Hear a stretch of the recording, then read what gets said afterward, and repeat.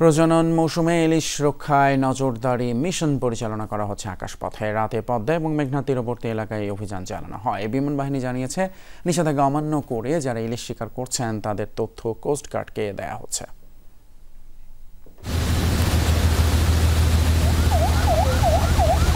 উৎপাদন বাড়াতে ইলিশ শিকারে নিষেধাজ্ঞা আছে সরকারের তরফে। প্রজনন মৌসুমে মা ইলিশ সংরক্ষণে নদীতে দিনরাত অভিযান চালাচ্ছে আইন শৃঙ্খলা বাহিনী। তারপরও নির্দেশনা অমান্য করে ইলিশ শিকার করছেন অনেকে। তাদের শনাক্ত করতে আকাশ থেকে নজরদারি চালাচ্ছে বাংলাদেশ বিমান বাহিনী।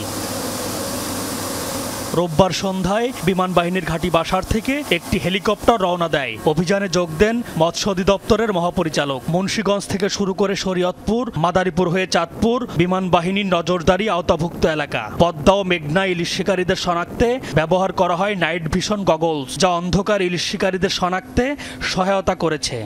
কিছু বোর্ড পেয়েছি আমরা, ওই যে জায়গাতে বোর্ডগুলো পেয়েছি ওগুলোর কোঅর্ডিনেটগুলো আমরা রেডিও ফ্রিকোয়েন্সির মাধ্যমে আমরা আমাদের এয়ার হেডকোয়ার্টার অলরেডি ইনফর্ম করেছি।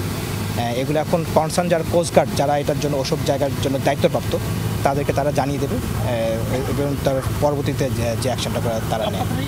মৎস্য অধিদপ্তরের মহাপরিচালক বলেন, জাতীয় সম্পদ সংরক্ষণে সম্মিলিতভাবে অভিযান চালানো হচ্ছে। বিমান বাহিনীর যে হেলিকপ্টারের মাধ্যমে অভিযানটা পরিচালিত হল, আশা করি প্রজনন সফলতা আরও বৃদ্ধি পাবে এবং মা ইলিশ সংরক্ষণের ক্ষেত্রে অত্যন্ত গুরুত্বপূর্ণ ভূমিকা পালন করবে। এ পর্যন্ত 3টা প্রকল্প আমরা প্রণয়ন করেছি।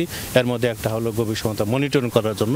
সেটার যদি প্রকল্পটা অনুমোদন হয় তাহলে হয়তো আমাদের এই মনিটরিংয়ের কার্যক্রমটা বৃদ্ধি করা যাবে। ইলিশ সংরক্ষণে চট্টগ্রাম ও সুন্দরবন উপকূলেও নজরদারি করছে বিমান বাহিনী।